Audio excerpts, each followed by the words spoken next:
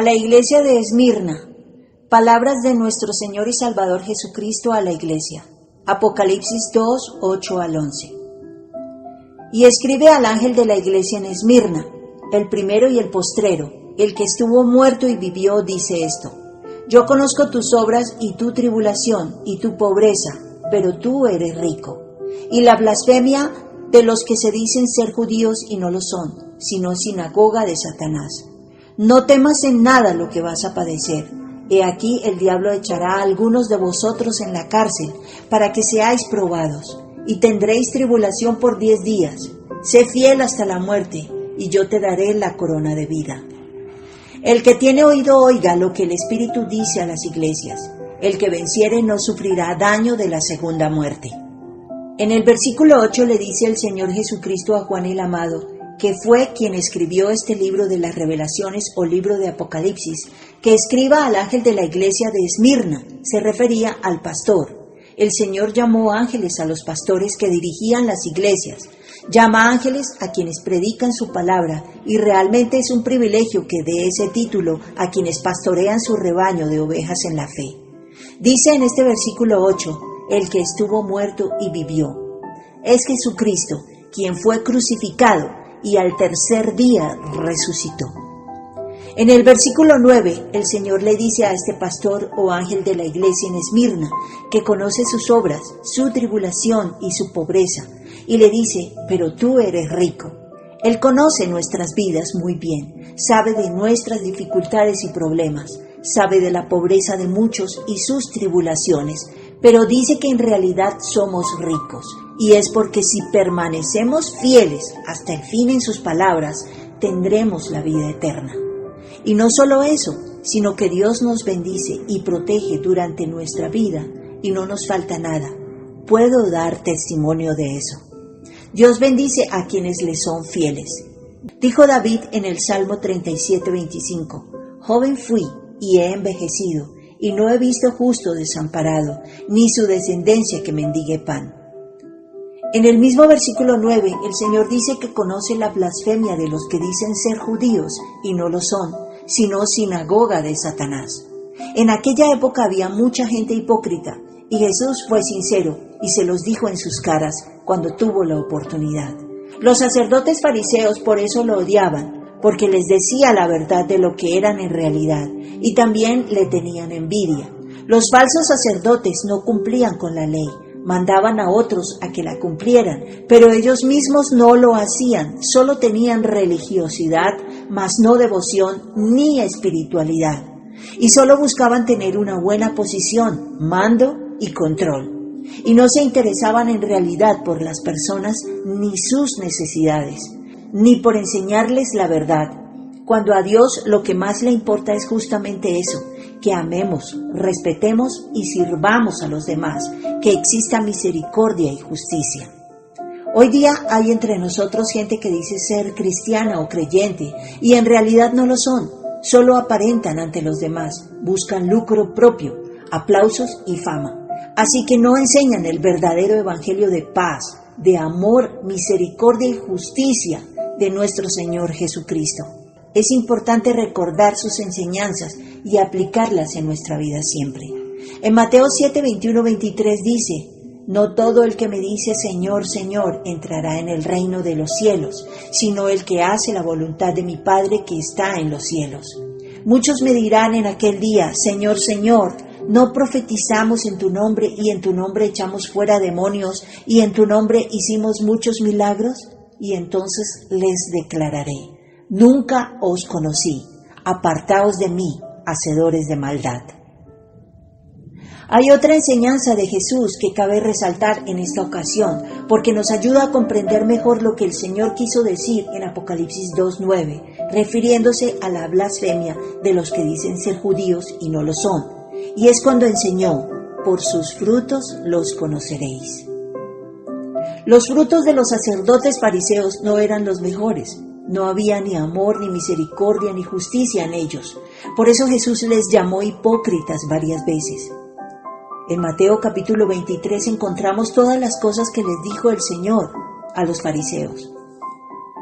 Además de decirles hipócritas, les llamó ciegos, insensatos, necios, serpientes, generación de víboras. Y todo eso son las personas que fingen ser cristianas. Son sin duda sinagogas o casas donde mora Satanás, quien ha sido siempre falso y mentiroso. Son sepulcros blanqueados, así también les llamó el Salvador a los fariseos. Por dentro estaban llenos de putrefacción, solo fingían, y así hay muchas personas hoy día también, pero a Dios no le podemos fingir ni mentir. Lamentablemente esos falsos cristianos, esos falsos maestros, falsos pastores y apóstoles de hoy son piedra de tropiezo para la fe de muchos. Pero hay de todos ellos, dice el Señor, si no se arrepienten. En Apocalipsis 2:10, el Señor le dice a la iglesia en Esmirna y a todos nosotros, desde luego, que no tengamos miedo, que algunos serán echados en la cárcel por 10 días para ser probados, pero nos pide que seamos fieles a Él hasta el fin, es decir, hasta la muerte, y que Él nos dará la corona de vida. Y termina diciendo que el que venciere no sufrirá daño de la segunda muerte. El miedo es el arma que más usa el maligno para hacer tambalear a las personas en la fe. No tenemos por qué temer. El Señor nos enseña, en el amor no hay temor, sino que el perfecto amor echa fuera el temor, porque el temor lleva en sí castigo, de donde el que teme no ha sido perfeccionado en el amor. Primera de Juan 4:18. Tengamos la seguridad de que Dios nos protege y que en los momentos más difíciles nos lleva en sus brazos. Recordemos esta otra enseñanza. Estas cosas os he hablado para que en mí tengáis paz. En el mundo tendréis aflicción, pero confiad, yo he vencido al mundo. Y en Primera de Juan 5:18 dice, sabemos que todo aquel que ha nacido de Dios no practica el pecado, pues aquel que fue engendrado por Dios le guarda y el maligno no le toca. Jesucristo nos protege y ni Satanás, ni los demás ángeles caídos, ni los demonios nos pueden tocar. Solo mantengámonos en obediencia a Dios para seguir recibiendo su protección y sus bendiciones. Además, el que nada debe temer. Que teman los malvados, porque para ellos es y será el castigo. En Apocalipsis 2:10 también el Señor dice a la iglesia que Satanás echaría a algunos a la cárcel para ser probados y que tendrían tribulación por 10 días, que fueran fieles hasta el fin y tendrían la corona de vida. En aquella época los cristianos sufrieron mucha persecución y fueron enviados a la cárcel por el hecho de creer en Jesucristo. Estaba en contra de los romanos ser cristiano. Los cristianos fueron acusados de ser caníbales porque decían que comían la carne de Cristo y tomaban su sangre. No sabían de la ordenanza de la Santa Cena y lo que significaba. Los acusaron de ateos por no adorar a los dioses de Roma. Sufrieron mucha persecución los primeros 3 siglos de la iglesia cristiana. Ir a la cárcel en esos días era estar encerrados en calabozos fríos, malolientes y junto con ratas. Y los hacían sangrar para que las ratas los mordieran. Si no morían de hambre, morían por las ratas, o por pestes, o por el agotamiento de tanto trabajo forzado al que eran sometidos.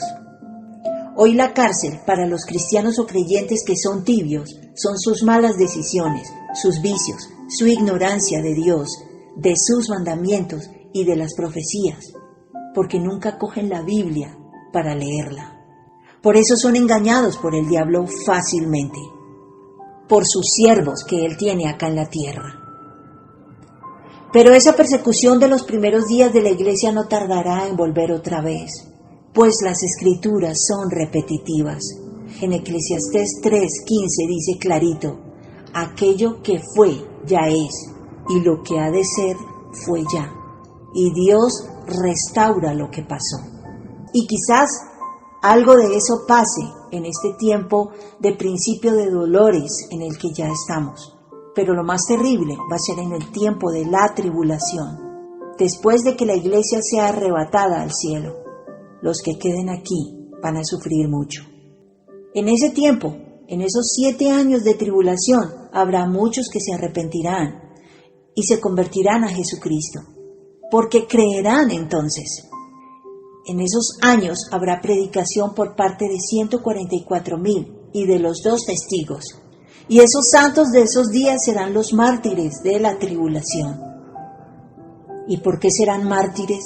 Porque preferirán morir antes que dejarse marcar o alabar a la bestia, porque sabrán que si lo hacen, perderán sus bendiciones eternas e irán al lago de fuego y azufre.